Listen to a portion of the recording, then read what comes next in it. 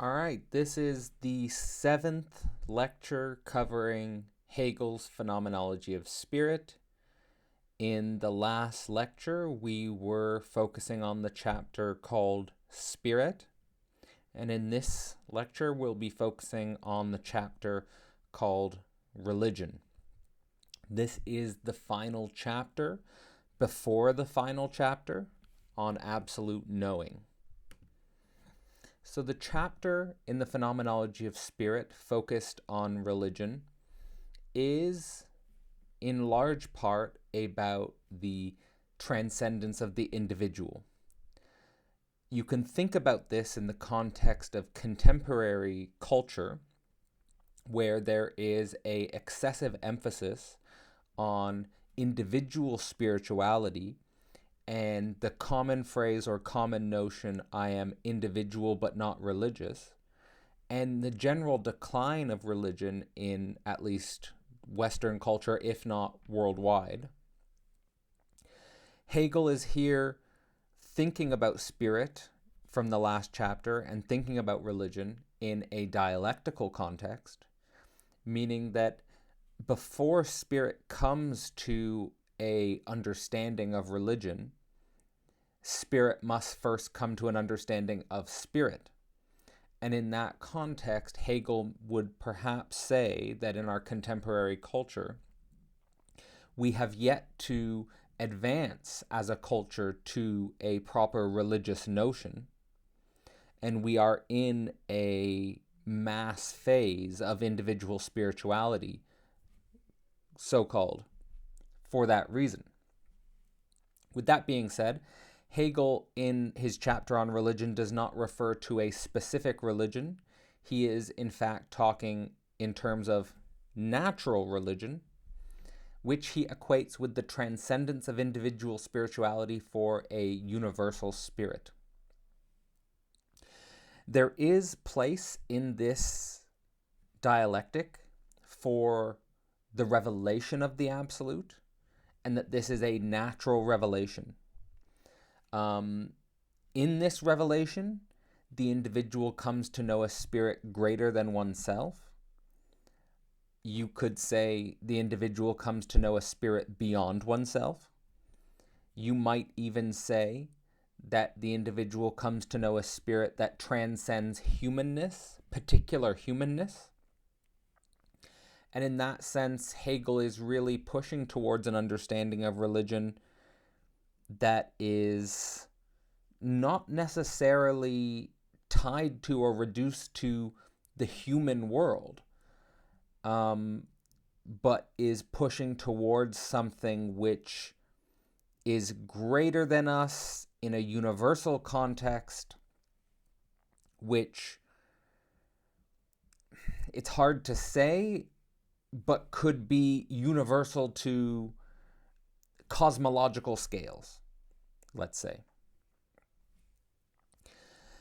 Within this revelation, however, even revelation of universal spirit becomes dialecticized as only a moment for the individual spirit, and Hegel pushes towards the idea that the divine spirit of the individual, meaning the universal spirit which is realized within the individual, can then be translated to the whole society, and this is where we do reach a horizon which Hegel comes to call absolute knowing. However, that state of absolute knowing and a description of its nature, the nature of absolute knowing, will have to wait for the final lecture. So here is a preamble which hopefully will articulate clearly what Hegel means by natural religion. Again, Hegel is not naming one specific religion, although many commentators, including the editor of this volume of Phenomenology of Spirit, will emphasize Hegel's influence by Christianity and the historical figure of Jesus. However, Hegel did read widely on religion and is attempting to speak about religion in a universal historical context. What you see here in this representation is the dialectical logic, again, the coincidence of the opposites of A and B, and the strange nature of C as the third logical entity, not being a synthesis or a whole which remains static, but rather as a mediating logical category towards a new dialectical set of relations. Namely, here we are transitioning through the chapters of the book, Phenomenology of Spirit. We started with consciousness. We have a dialectic between consciousness and self-consciousness, with self-consciousness being absent. We then move to the level of self-consciousness developing the category of reason, where reason has yet to be achieved by spirit. We then move from reason and its relationship to spirit itself, namely that the rational consciousness has yet to achieve a spiritual life. Then finally, in the achievement of a spiritual life, again emphasizing individual spirituality to again echo a mantra of our contemporary culture. I am spiritual but not religious. Here is the level where Hegel is again applying dialectical logic. In the absence of religion, individual spirituality comes to understand religion in the universal I, again, universal spirit, and comes to see its identity with the universal, transcending its individuality, transcending its particularity, and even transcending its humanness. And this is the development of religion. Now, then in the development of religion, we will then come to a further dialectical relationship in absolute knowing, in the formation of divine society, but that is, again, for the next lecture. Here, a quote from Hegel. In the forms hitherto distinguished in general as consciousness, self-consciousness, reason, and spirit, religion, too, as consciousness of absolute being as such, has indeed made its appearance. The self-knowing spirit is, in religion, immediately its own pure self-consciousness. In this, spirit, conceived as object, has for itself the significance of being the universal spirit that contains within itself all essence and all actuality. Thus, the perfection of religion consists in self-conscious spirit becoming actual to itself and object of its consciousness. Spirit's existence consists in the totality of spirit so far as its moments exhibit themselves in separation as temporal succession, i.e., consciousness, self-consciousness, reason, and spirit, their totality taken together, constitutes spirit in its mundane existence generally. Religion presupposes that these have run their full course and is their simple totality or absolute self, end quote. So here we again take through Hegel's logic of the development of spirit from consciousness, self-consciousness, reason, and spirit. He is referring to this dialectical relation as spirit in its mundane existence, and that in the achievement of religion, religion presupposes that these stages have been worked through dialectically. Perhaps in our modern day religions, you could say one of the main critiques of religion is coming from the fact that both religion does not properly assume that spirit has gone through these dialectical stages and has not accounted for the dialectical process as well as it could. On the other hand, most of the criticisms of religion are coming from spirit which itself is at a lower stage of dialectical development, perhaps at the level of self-consciousness, perhaps at the level of reason, perhaps at the level of individual spirituality, but not yet at the level of religion as a notion. So that's important to take into consideration. Also, the temporality that Hegel's describing here is very important because you get the retroactivity of the dialectical process clearly articulated, namely that once a stage has been achieved by spirit, namely here he's talking about the stage of religion, the last quote here, religion presupposes that these other stages have run their full course and is their simple totality or absolute self.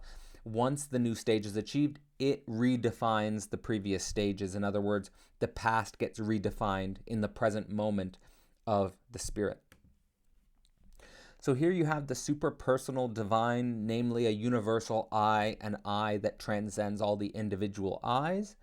However, within this coming to understand the universal I, there are dialectical stages within this discovery of the universal I, what Hegel refers to as general forms of individual religious expression, since, of course, the religious consciousness, the religious spirit, is still experiencing itself as an individual. These 4 stages include light as the first stage. We are moving from left to right and then down left to down right. Light is the first stage, which Hegel describes as a formless divinity. It is a simple light. This is what Hegel says is universal to the nature of the universal I. From this light, in its formless divinity, he dialecticizes this to the understanding on the universal level, which is simple form, simple geometry, and he sees this in the formation of ancient civilization, ancient religions, simple geometrical forms which are universal to and coming from the formless divinity of light. From simple geometrical forms, we could say dead forms, we could say inanimate forms, we could say non-life forms. We have the emergence of what Hegel calls art and artificer, namely the emergence of living form as distinct from simply geometrical, physical, dead form. This can take the form of animal life. This can take the form of the living artist himself. And finally, we have the emergence of the good and the beautiful for spirit, namely ethical conscience. And so you here have the development and the cultivation of the universal I, from simple light to physical geometry, let's say, to living geometry in the cultivation of art and the artificer, and finally the ethical conscience, all of these on the level of the universal I. Here, quoting Hegel, and this will be as a standard throughout this lecture, 2 quotes back to back.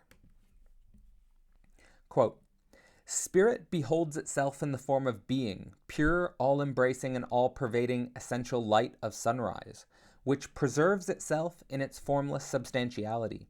The movements of its own externalization are torrents of light. However, this reeling, unconstrained life must determine itself as being for self and endow its vanishing shapes with an enduring subsistence. Pure light disperses its unitary nature into an infinity of forms and offers up itself as a sacrifice to being for self, so that from its substance the individual may take an enduring existence for itself. Superseded being for self is the form of the object, a form produced by the self, or rather it is the produced self, the self-consuming self, the self that becomes a thing. The first is the abstract form of the understanding, crystals and pyramids and obelisks, simple combinations of straight lines with plane surfaces, and equal proportions of parts in which the incommensurability of the round is destroyed. Here you see Hegel," end quote, here you see Hegel describing the universality of the simple light, and then dialecticizing its vanishing shapes with an enduring subsistence, which takes a crystallization in the abstract form of the understanding. And here he refers to forms like pyramids and obelisks, simple combinations with straight lines, geometries which you would see perfected by the ancients and the formation of ancient civilization. Here to continue the quote. Quote, "The artificer himself, spirit in its entirety, has not yet appeared, but is the still inner hidden essence. The surrounding habitation, which has been raised at first only into the abstract form of the understanding, is fashioned by the artificer into a more lifelike form. In this work, the activity of the artificer, which constitutes self-consciousness, comes face to face with an equally self-conscious, self-expressive inner being. In it, he has worked himself up to the point where his consciousness is divided against itself, where spirit meets spirit, which preserves its shape in harmony with itself and is a lucid, intelligible existence.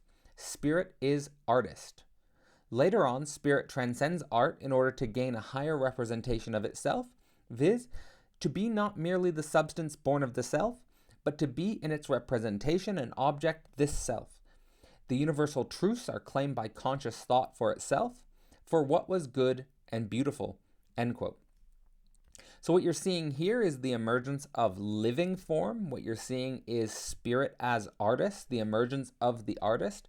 In other words, when spirit on the universal I was simply pure light or geometric form, spirit had yet to come face to face with itself as an artist, as a living piece of artwork, and consequently in the production of lifelike art, lifelike geometry.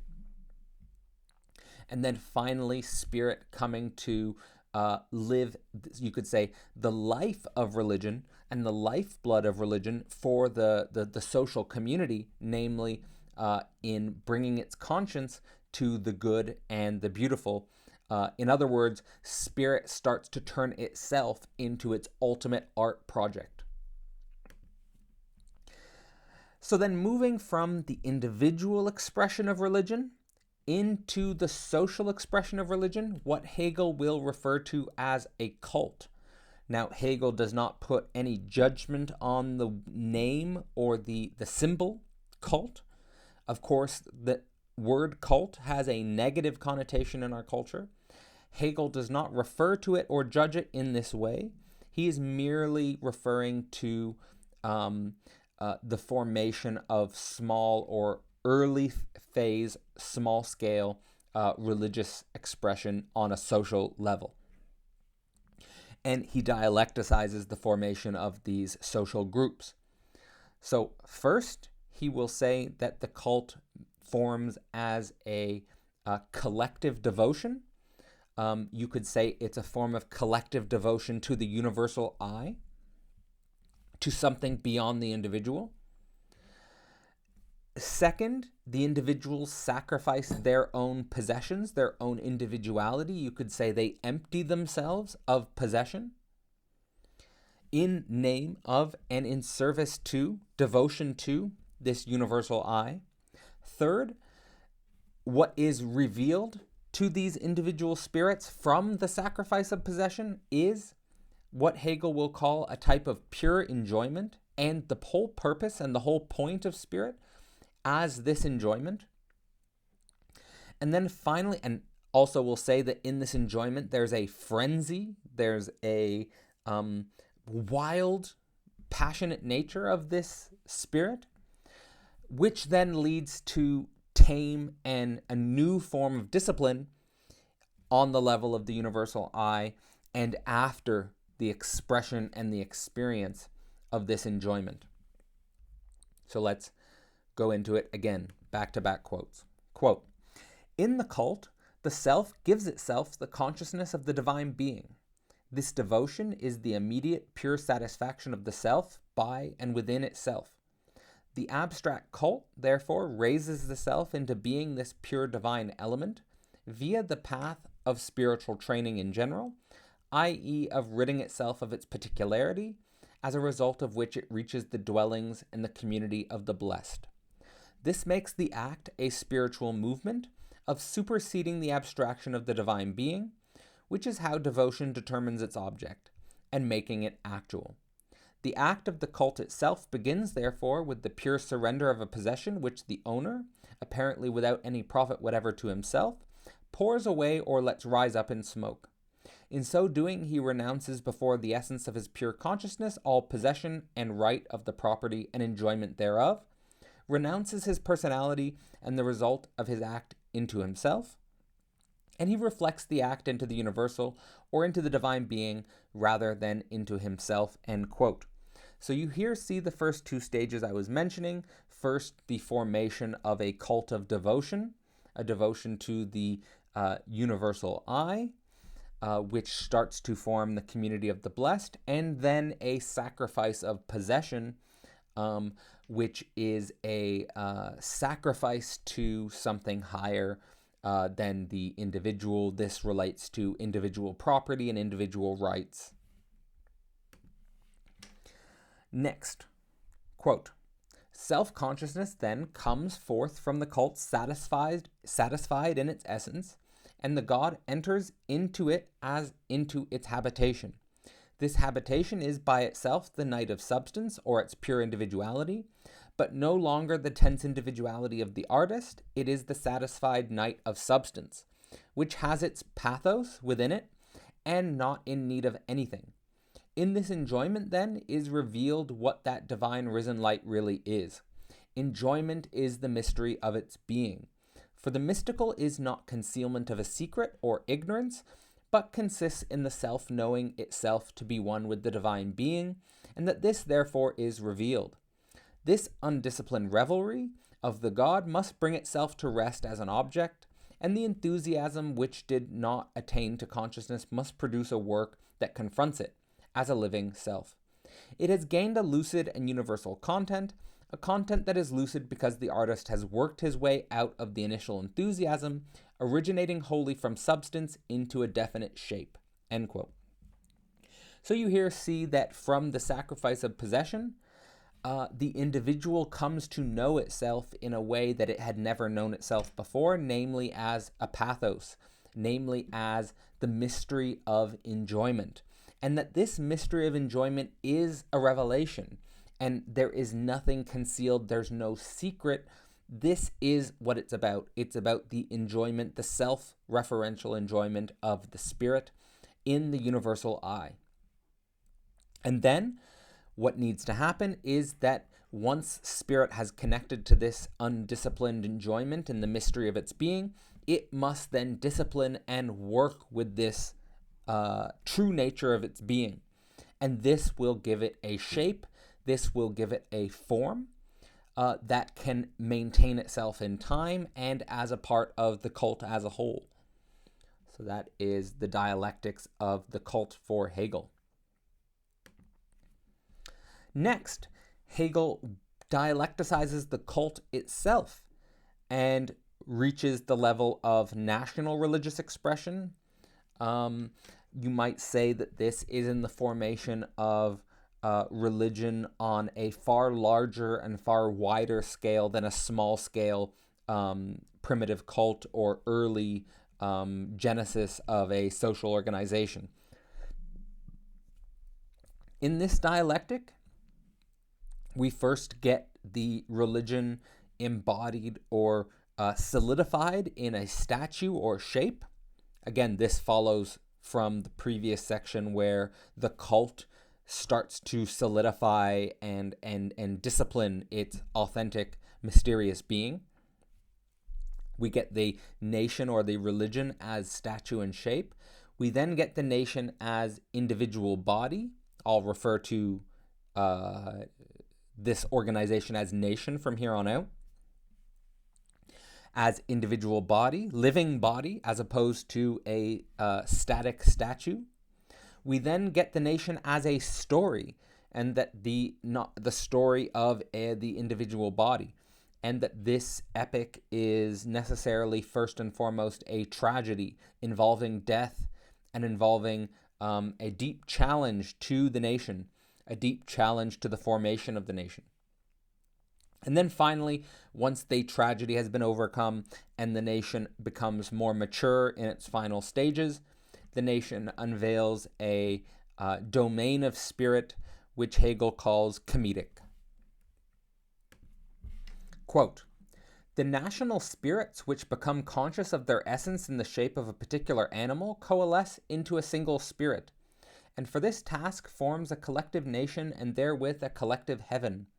The collective assembly constitutes a circle of shapes, which now embraces the whole of nature, as well as the whole ethical world.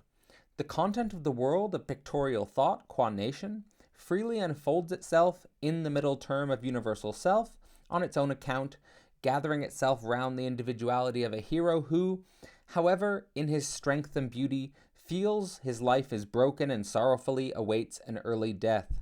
For the individuality that is in itself firmly established and actual is banished to its extreme and split into its moments which have not yet found and united themselves.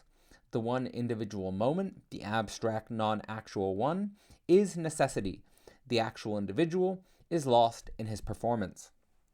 So you here see the formation of the nation as statue before you see the formation of the nation under an individual, which we start to see becomes tragic. So the first, in terms of the statue, there is a solidification, again, of a living form into a statue, following from, again, this sort of dialectical levels of the formation of religion here, from the individual experience of religion to the cult experience of religion to the national experience of religion. And then you see the formation of religion around an important individual figure who is particularly strong, particularly beautiful, perhaps in aesthetic appearance, but also in first and foremost, the way he's living. Again, as a ethical conscience, as good and beautiful. But nonetheless, that this strong and beautiful individual internally struggles and would even wish upon himself an early death. And we also start to see that the religion starts to tarry with the unity of its own necessity in relationship to the non-actual one. This is actually metaphysically very interesting, very important to reflect on the idea of the abstract non-actual one. Continuing here. The content formally left to itself as an individual must receive within it the certainty and the fixed character of the negative. This higher language, that of tragedy, gathers closer together the dispersed moments of the inner essential world and the world of action. The substance of the divine, in accordance with the nature of the notion, sunders itself into its shapes, and their movement is likewise in conformity with the notion. The essence of the notion have become the simple thoughts of the beautiful and the good, which tolerate being filled with any kind of content. The pure thoughts of the beautiful and the good thus display a comic spectacle. This self-certainty is a state of spiritual well-being, and of repose therein, such as is not to be found anywhere outside of this comedy. In the condition of right or law, then, the ethical world and the religion of that world are submerged and lost in the comic consciousness, end quote. So you here see the formation of the nation qua religion in the narrativization of a tragedy, before then evolving into the narrativization of a comedy. The tragedy revolves around the heroic individual, or the fallen individual who necessarily dies for the nation or for the religion, and the collective organizes itself in actuality, in substance, around this tragic narrative, building for themselves a collective notion that is beautiful and good, and which can house comedy, which can maintain a house of comedy, let's say, which does not exist outside of this bubble, outside of this religious sphere or spiritual sphere. So here, summarizing the dialectical stages of religion. You have it on the individual level, you have it on the cult level, and you have it on the national level. On the individual level, we went through the 4 stages of light, simple light, into physical understanding, simple geometry, into art, living art, and the living artist, before reaching the level of ethical conscience, the good and the beautiful, and the artist turning himself into the ultimate work of art.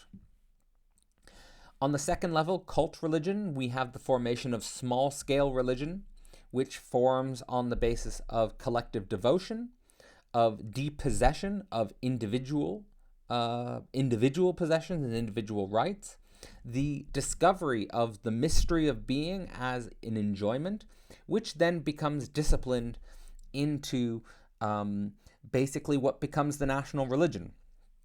On the level of statue, on the level of a static solid form, then on the level of the living body of a important character or an important figure in the group, which necessarily becomes a narrativized as an epic tragedy where the individual dies, before then maturing into a, say, a strong religion or a strong nation which can house a spiritual well-being that is comedic.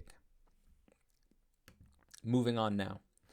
We are now moving on to, let's call it the ontological level of the universal I, namely discussing Hegel's understanding of revelation, Hegel's understanding of the relationship between the individual self striving for oneness. Again, recall back to the notion of the non-actual one, which I highlighted as particularly important, to the universal I, which we could place on the level of the beyond of the individual and the transcendence of the individual. Hegel describes the relationship between this individual and universal as the individual striving towards oneness, and also the other way around of a oneness coming down to self and spirit. So describing both movements, let's say. Quote, that the Supreme Being is seen, heard, etc., as an immediately present self-consciousness qua Supreme Being. Here, therefore, God is revealed as he is in himself, i.e., he is immediately present as spirit. God is attainable in pure speculative knowledge, and this speculative knowledge is the knowledge of the revealed religion. Speculative knowledge knows God as thought or pure essence, and knows this thought as simple being, as the self that is at the same time this individual, and also the universal self. It is precisely this that the revealed religion knows. Absolute being is spirit, i.e., it has appeared, it is revealed. This first revelation is itself immediate. However, looking at this more closely, spirit, in the immediacy of self-consciousness, is in an antithesis to the universal self-consciousness. It is an exclusive one, which has the still unresolved form of a sensuous other for the consciousness. It is immediately. So, to get this precise and to get this right, again, we're talking about the ontology of revelation. Here, Hegel is describing the relationship between an individual who has experienced the Supreme Being, both on the level of vision and voice. The individual has seen it, the individual has heard it, it has happened for that individual, but that individual is still dealing with a antithesis, namely universal self-consciousness, namely that it still is existing in the normal world. It has had revelation occur to it, but it is still existing in the normal world. And that's why Hegel calls it a exclusive one, with a still unresolved form of a sensuous other. So what it is immediately, namely just a normal individual human being, still has to deal with that fact, even though it has tasted, sensuously tasted, touched, seen, heard, full body revelation. It has to deal with the fact that it is still in the worldness, as simply as that. Second level, we have the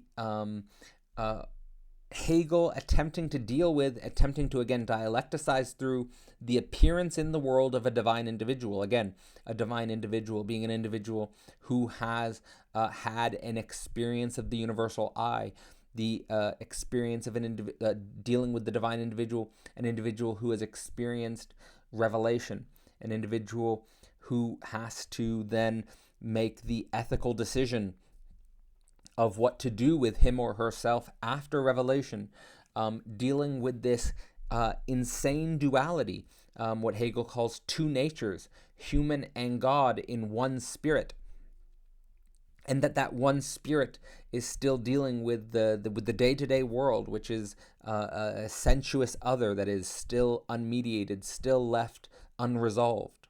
So let's go into that quote. This individual man, then, which absolute being has revealed itself to be, accomplishes in himself as an individual the movement of sensuous being. He is the immediately present God. However, in the vanishing of the immediate spirit receives its negative moment. Spirit remains the immediate self or actuality, but as the universal self-consciousness of the religious community, it is not, together with the consciousness of the community, and what he is for this community. This combination of being and thought is, therefore, defective in that spiritual being is still burdened with an unreconciled split into a here and a beyond. This notion of the transcended individual self, that is absolute being, immediately expresses, therefore, the establishing of a community which, tarrying hitherto in the sphere of picture thinking, now returns into itself as the self. So what Hegel's here talking about is the way in which this individual who has experienced a divine revelation starts to move in sensuous being in this unresolved other, and starts to form the germs of a religious community, which is still divided between what he calls an unreconciled split between a here, us individuals in the world who have tasted, touched, heard, seen the absolute, and a beyond. It's still at a distance from us. It's still a gap there. And so the transcended individual is still trying to work with the practical day-to-day issues of community life. And it can't do this in picture thinking, meaning utopian visions. It has to, these picture thinking, these utopian visions have to return into the self, into the day-to-day tarrying of the self. And this gives us the next level, which is pointing towards a divine society, pointing towards what Hegel will refer to in some ways as the Holy Spirit, and definitely will explicitly refer to as beyond good and evil. Here there's, I think, many parallels and many connections between Hegel's thought and Nietzsche's thought, specifically as it relates to good and evil, dialecticizing good and evil, and that good and evil as it relates to the conscience is absolutely essential and absolutely fundamental to trying to think and trying to act out divine society. So let's go into this.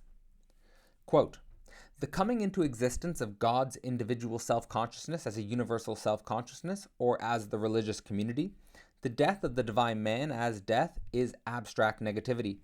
Death loses this natural meaning in spiritual self-consciousness, i.e., it comes to be its just stated notion. Death becomes transfigured from its immediate meaning, viz., the non-being of this particular individual, into the universality of the spirit who dwells in his community, dies in it every day, and is daily resurrected.